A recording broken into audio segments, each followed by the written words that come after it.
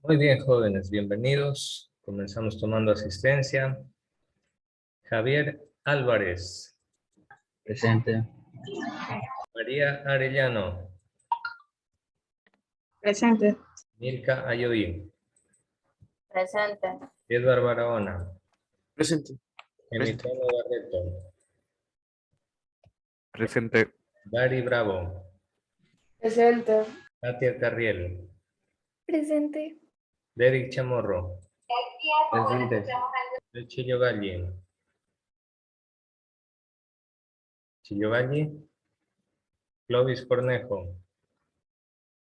A ver, Chamorro sí está presente. No. Sí, profe, presente. Cornejo sí está. Fajardo. Presente. Guerrero. Presente. Hidalgo.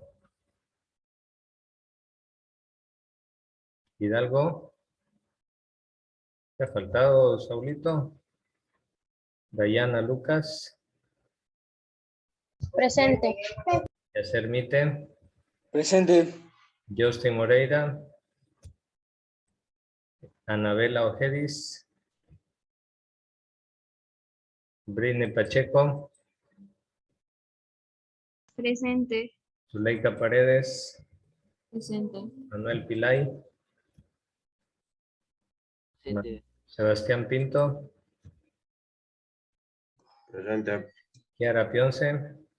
Presente. Paulette Riera. Faltó Riera. Valeria Rodríguez. Faltado Rodríguez. Presente. Allá, ahí está Valeria. Presente. ¿Quién? Riera. Allá Riera presente. Julio Rodríguez. Presente. Listo. Kelly Suárez. Presente. Derdis Vera. Presente. Ya, Giovanna Yulán. Presente. Ashley Zavala. Presente. Y Justin Murillo. Presente. Listo.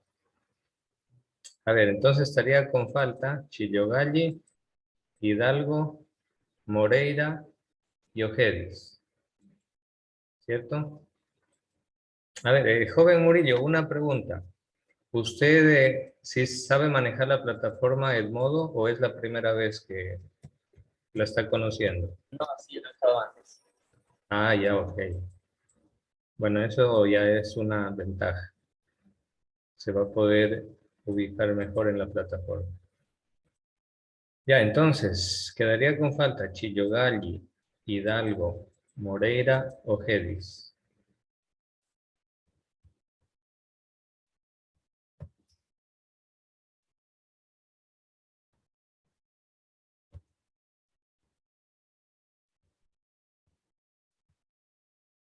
Chillogalli, Hidalgo, Moreira, Ojedis. Listo.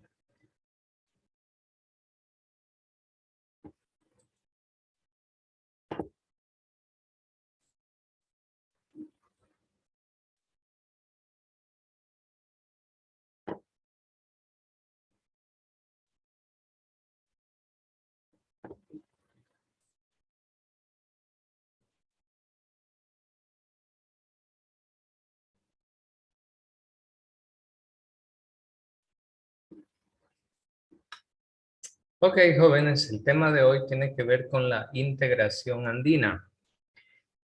La palabra integración hace referencia a ese intento de unir, tomando en cuenta los objetivos comunes que pueden tener los diferentes países. Entonces, en Sudamérica han habido intentos de integración entre los diferentes países, pero como dice la palabra, pues son intentos, se han quedado en una aproximación, en un intento ahí más o menos, que la mayoría prácticamente no ha tenido éxito. Quizá porque hace falta mucha madurez política a la región sudamericana. Pero partamos de este hecho. La unidad nos hace más fuertes. Si estamos divididos, somos débiles, pero si estamos unidos, somos fuertes. Eso es lo que significa este dibujo, esta caricatura que ustedes ven en pantalla. El pez grande se come al pez chico cuando los peces chicos están desunidos, uno por un lado, otro por otro lado. Pero si se unieran los peces chicos, pues si se organizan, se unen y trabajan con un objetivo en común, pueden hacerle frente al pez grande. ¿A quién se parecen los países sudamericanos? ¿Al pez grande o al pez chico? Pues se parecen más al pez chico. Son países débiles, somos países en vías de desarrollo, somos países plagados todavía de corrupción, de nepotismo, de gobernantes que son traidores de la patria, siguen siendo gobernantes vendepatrias, que no trabajan por el progreso del pueblo realmente. Profe. ¿Sí? Ahorita le acabo de enviar un video, puede verlo. Video sobre, Actualmente de Ecuador.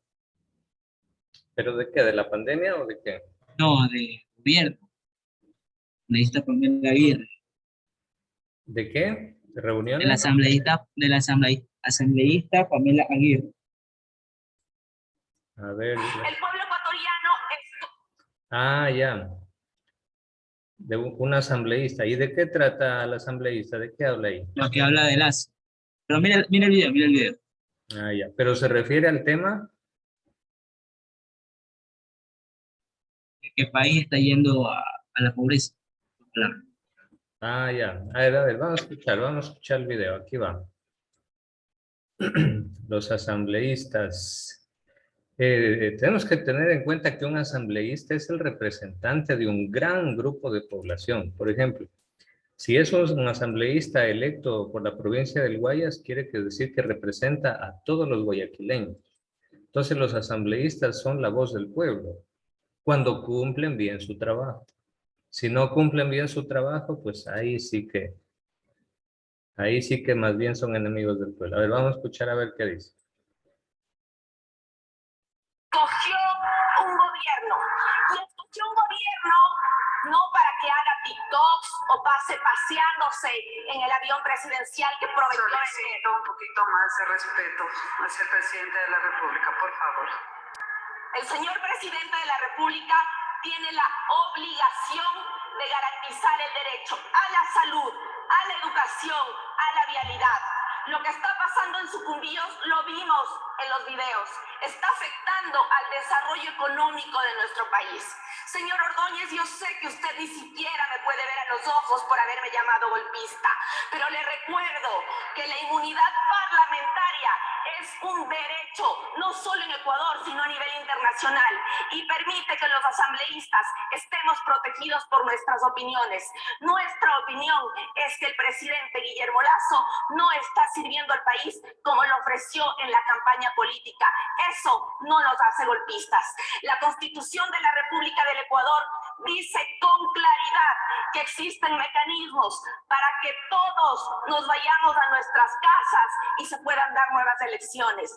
No sé si se acuerdan cuando el presidente hablaba de la muerte cruzada o hablaba de querer mandar a la asamblea a la casa. Ahí sí no era golpismo, ahí era una democracia y todo el mundo lo aplaudía.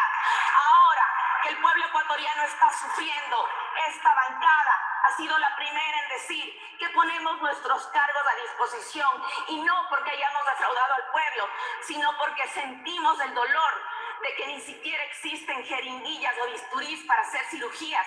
Sentimos el dolor de las niñas que no pueden ir a las escuelas porque no existe ningún tipo de política pública para garantizar los derechos. Por eso, así como nosotros hemos puesto nuestros cargos a disponibilidad del pueblo ecuatoriano, también hemos dicho que de manera constitucional el presidente ponga su cargo a disposición del Ecuador, porque no está cumpliendo la campaña, no está cumpliendo sus funciones y tiene al Ecuador sumido en el subdesarrollo, en el dolor, y nos morimos de indignación de la gente que tiene hambre, que no come 3 veces al día, mientras el presidente se cruza de brazos. Eso no es golpismo. Exigir el cumplimiento de las ofertas de campaña se llama democracia, y somos demócratas basados en la Constitución. Muchas gracias. Muy bien, ahí miren, hay grandes verdades, grandes situaciones.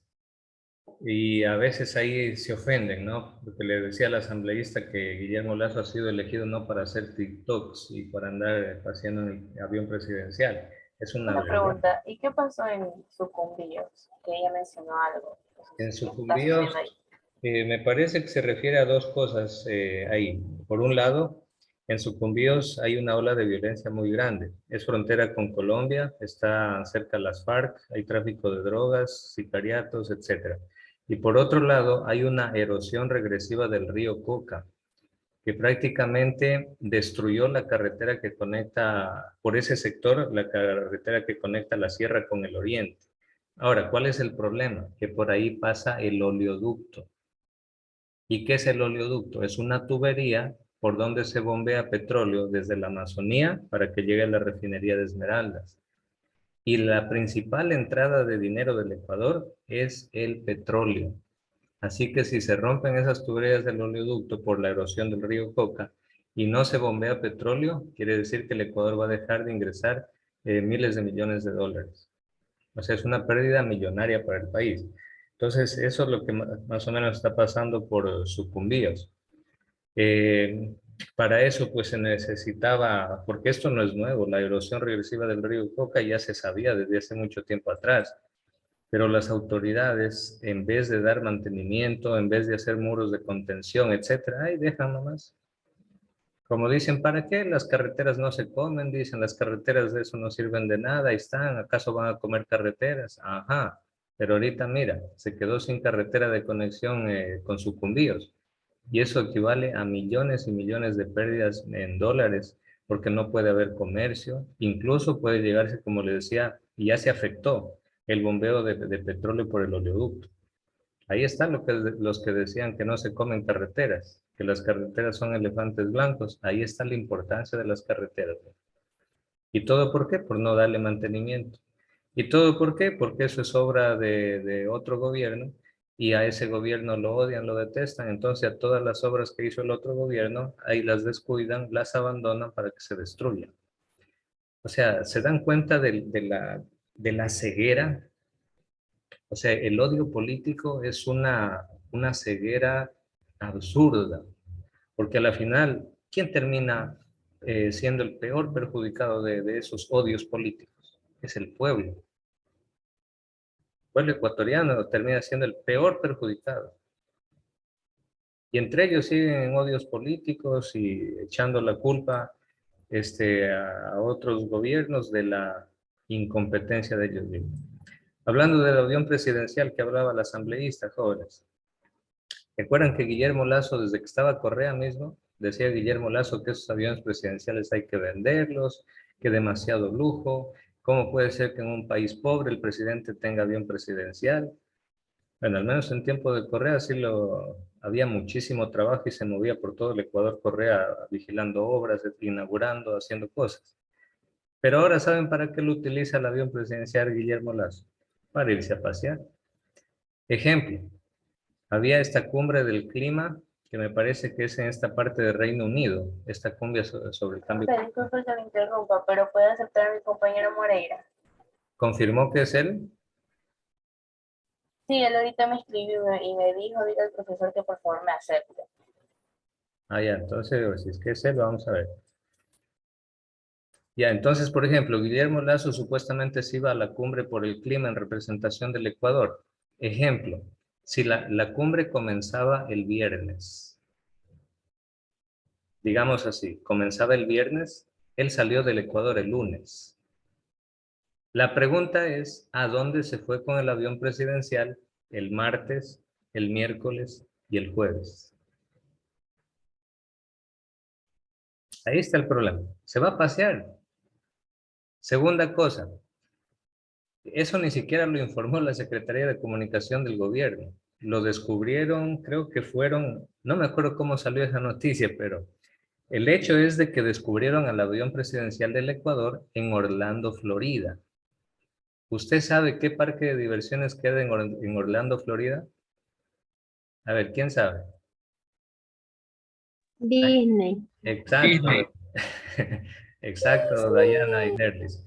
Ahí queda Disney World, el parque de Disney. Y resulta que justo ese mismo día, la hija de Guillermo Lazo ha viajado a Disney. ¿Nos creen que los ecuatorianos somos giles? ¿Saben cuál fue la excusa? Ah, no, es que el avión presidencial necesitaba mantenimiento y lo mandamos a hacerle mantenimiento en Estados Unidos. Van a averiguar y resulta que en Orlando, Florida, en Disney, no hay talleres de mantenimiento de aviones. ¿Qué quiere decir eso? Que están utilizando el avión presidencial para mandarlo de paseo a la hija. Ahora, como ustedes han escuchado eso en la prensa, no, ni lo escucharán jamás. Si ustedes ven Ecovisa, Teleamazonas o leen El Universo, El Comercio, nunca van a escuchar este tipo de cosas. Porque los medios de comunicación más grandes del Ecuador tratan de tapar todo lo malo de Guillermo Lazo, porque son aliados de Guillermo Lazo. Entonces vivimos en una dictadura de la información o del ocultamiento de la información. Y todo eso, ¿saben en qué nos deja, jóvenes? Nos deja en un eterno subdesarrollo. Condenados a vivir en el subdesarrollo y la pobreza. Por políticos que ellos pasan más entretenidos en sus odios políticos que en hacer obras a favor del país. Muy bien, bueno, gracias Derlis por esa aportación, muy bien. Aquí tenemos, jóvenes, algunos de los intentos de unidad de los países sudamericanos. Uno se llamó el ALBA, que es la Alianza Bolivariana de las Américas, la Mercosur, que significa Mercado Común del Sur, la Alianza del Pacífico, la UNASUR, significa Unión de las Naciones del Sur, la Comunidad Andina de Naciones. Todos estos han sido organismos que se han creado y han muerto. Uno de los más grandes, quizá y exitosos, ha sido la UNASUR, pero duró poco. Una vez que los presidentes progresistas de los países de Sudamérica lideraron esto, pero una vez que salieron del poder, llegaron a la presidencia enemigos de ellos y lo destruyeron todo. ¿Dónde quedaba la capital de la UNASUR? Nada más y nada menos que en la ciudad de Quito, Ecuador. Estábamos destinados a ser capital de esa UNASUR. ¿Qué hizo Lenín Moreno cuando llegó al poder? Dijo, no, la UNASUR no sirve para nada, así que se me van a su casa todos los de la UNASUR y este edificio de la UNASUR lo voy a destinar a los indígenas para que ahí ellos funden algún día una universidad indígena. A la final no sé si les daría o no les daría el edificio a los indígenas, no lo sé, pero ese fue el pretexto que metió Lenín Moreno. Digo pretexto porque el objetivo realmente era destruir la UNASUR. Acuérdense que que Lenín Moreno en los últimos años ha sido, yo creo que el empleado del año de Estados Unidos, porque él llegó a la presidencia para seguir la agenda que le impone el imperio estadounidense. Por eso, pues, eso es lo que hace el imperio estadounidense. Una vez que encuentra por ahí gente que está dispuesta a traicionar un país, los utiliza como más puede y después de que terminan de hacer todas las fechorías, se los lleva a Estados Unidos y les da trabajo en Estados Unidos en premio por haber traicionado y vendido la patria. Es por eso que Lenín Moreno está en Estados Unidos trabajando, dizque, como profesor de universidad. Entonces, jóvenes, pues, con ese tipo de situaciones, de cosas, de injerencias extranjeras y de gobernantes traidores de la patria, estamos condenados al subdesarrollo. Nuestro único camino, jóvenes, lo que nos queda es el estudio, nos queda el trabajo, porque nos vamos a vivir de nuestro trabajo, por eso tenemos que estudiar, tenemos que prepararnos, y por otro lado nos queda la protesta social, la resistencia ante tanta corrupción y tanta injusticia. Ojalá los ecuatorianos nos hagamos más dignos y más conscientes. Aquí está una de esas organizaciones jóvenes que trató de unir a los países del sur. A ver, aquí Milka dice, profe, postúlese para presidente, dice Milka, usted nos saca adelante, todo el ONI lo va a apoyar. Gracias, Milka, gracias por ese apoyo. Este tema de Ojalá, jóvenes. Ashley Zavala también, muy bien, ya tengo 2 votos. Tengo el voto de Ashley Zavala y de Milka Ayoví. Muchas gracias. Bueno, quién sabe, la política en ese sentido, entendida bien, es el arte de servir al pueblo. Pero siempre y cuando pues las autoridades y los gobernantes sean patriotas, o sea, que amen al Ecuador, que amen la patria que hay, se pongan la camiseta del Ecuador. Ahora, si van a ser gobernantes traidores, que mejor se queden en su casa. Más de adrede llegan a ocupar cargos y es para hacer daño a la gente más bien. Profe, usted nos agradeció por el voto, pero ¿se va a postular sí o no? Por el momento, no, por el momento vamos a terminar el año lectivo aquí en el ONIL. Primero vamos a terminar el año lectivo. De ahí, en un momento de vacaciones, vamos a reflexionar. Saben que este tema de la política, para eso habría que alinearse también incluso a un partido político o fundar uno. Y eso es todo un proceso largo. Pero claro, se puede hacer, nada es imposible, absolutamente nada. Quién sabe, hay que ver. Por lo menos ya tengo como 5 votos para fundar el partido. Muy bien. Bueno, ¿quién? No lo descarto, Milka. ¿Quién sabe en algún momento? ¿Quién sabe en algún momento se den las cosas? Se alineen las estrellas, como quien dice, y se trace algún camino y diga, por aquí es la cosa. Vamos a ver. Sí, pero con que sea hasta como asambleísta o gobernador. Ah, sí, bueno. Ahí va. Les Profe, cuento. por usted, si fuera por usted, si tendría el camino, usted sí sería, si se metería en la política. Si tuviera yo esa oportunidad, Ajá, profe. habría que pensar, pero miren, por el sentido de patriotismo y tratar de aportar algo, alguna luz, alguna idea, pues sí me gustaría, sí lo haría. Pero ahora, por otro lado, hay que ver, recuerden que la política es, aunque si se la hace bien, es muy beneficiosa, pero por otro lado, la otra cara de la moneda es que la política es inmensamente sucia. Porque aquí, sobre todo, en nuestro país, hay mucha inmadurez política y a veces de la política se hace un circo.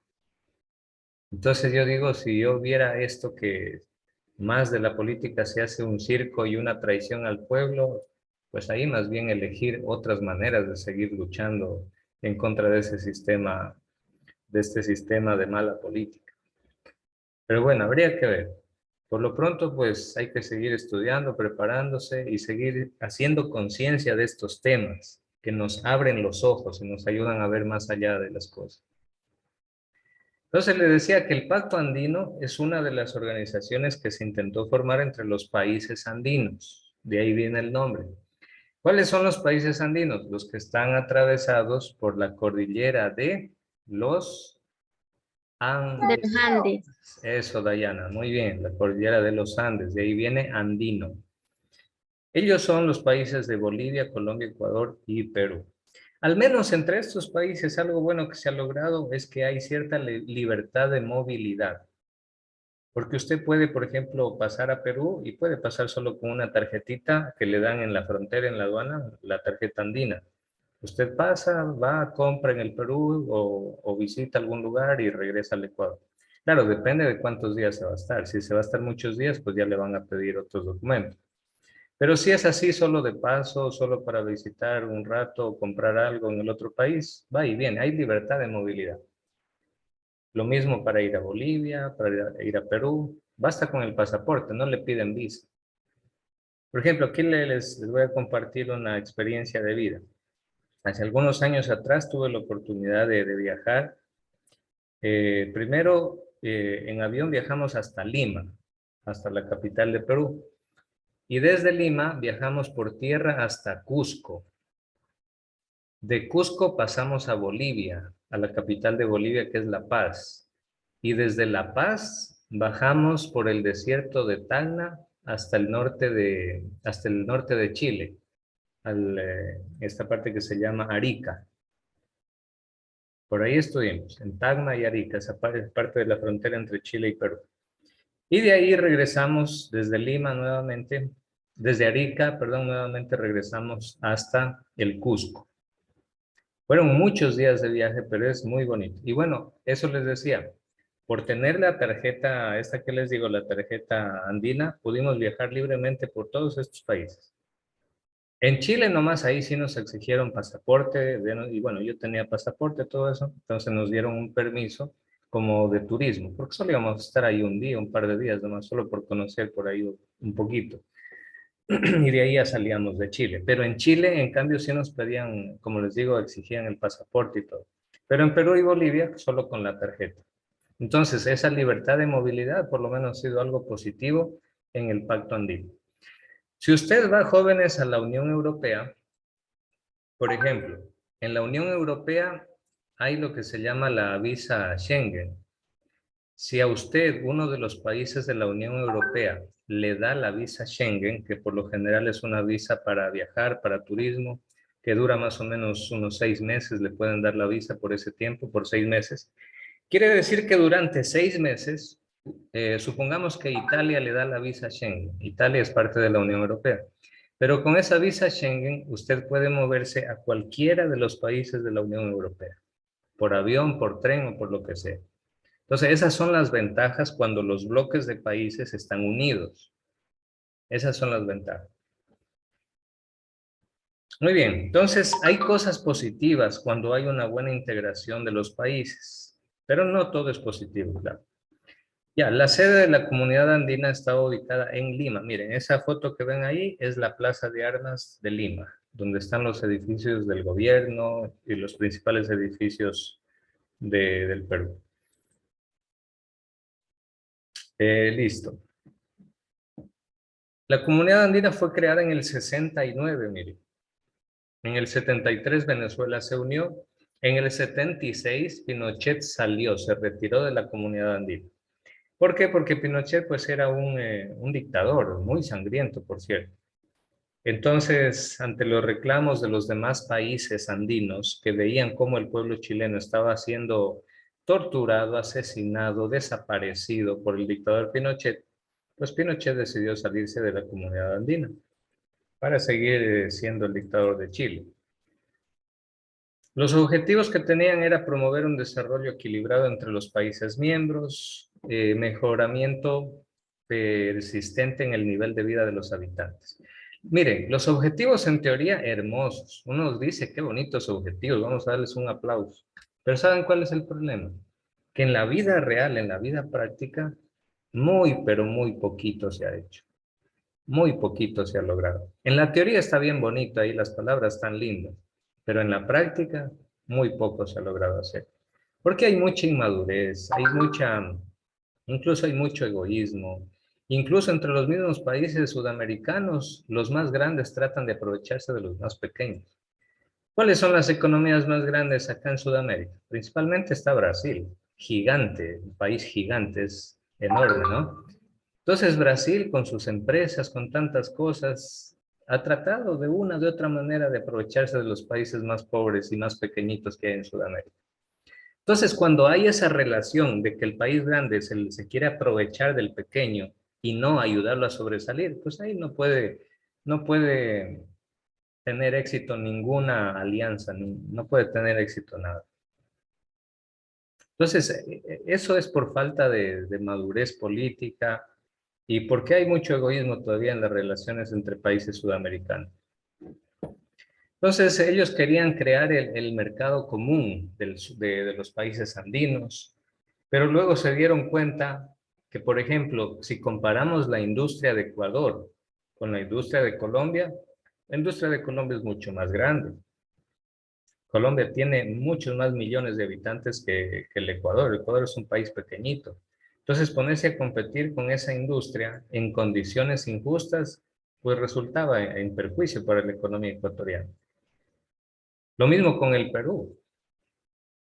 Por ejemplo, joven, yo soy de la provincia de Loja, frontera directa con el Perú. Les voy a poner un ejemplo.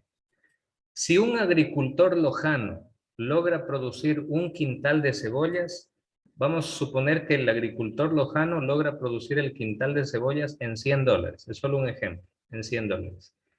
¿Saben lo que hace el agricultor peruano?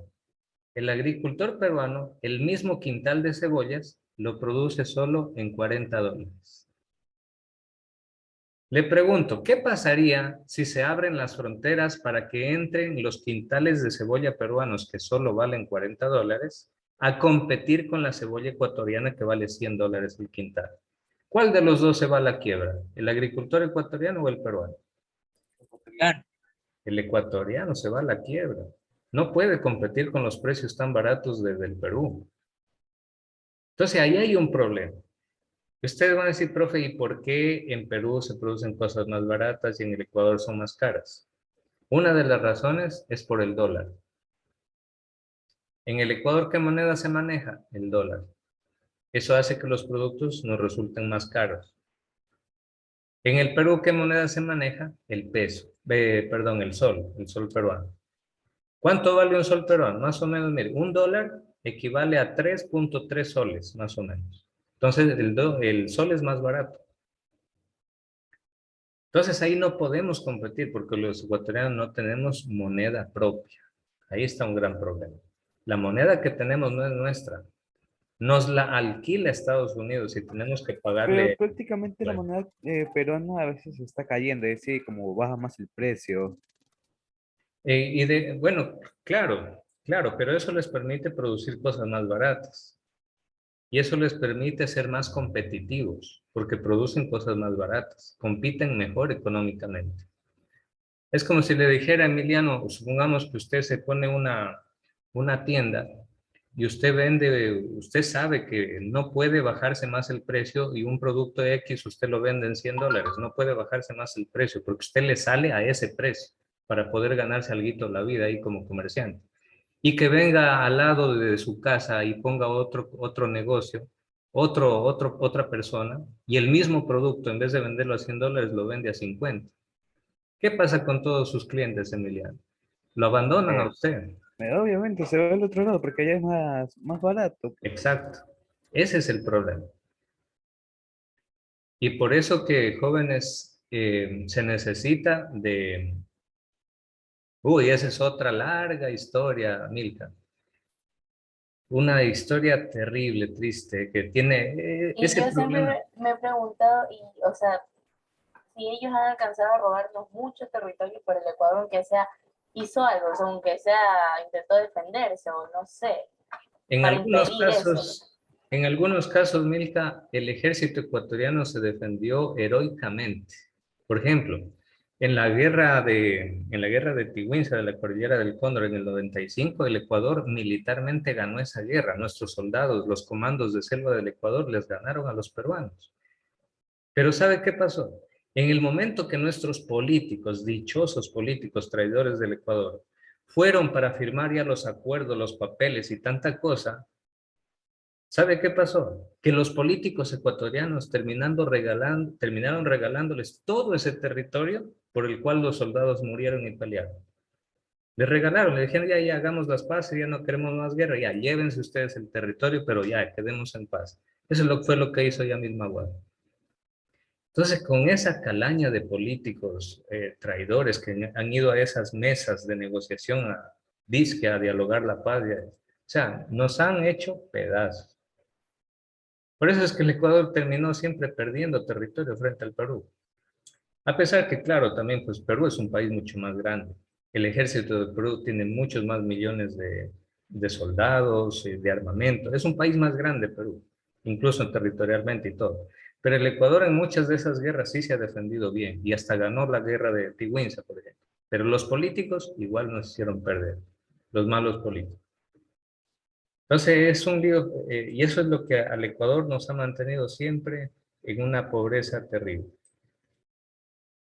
Aquí Katia Carrel dice lo del temblor. En el día del temblor sacaron muchos